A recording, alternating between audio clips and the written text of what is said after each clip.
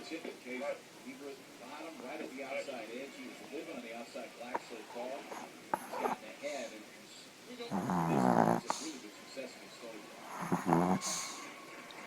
Travis Jankowski and Willie Carmona with 15 for 30 LSU. Matching the total number of hits that LSU has in that series. Jankowski's hit so far here in Omaha. See the numbers there between the two of them. 0 for 10 with 3 strikeouts in the College World Series.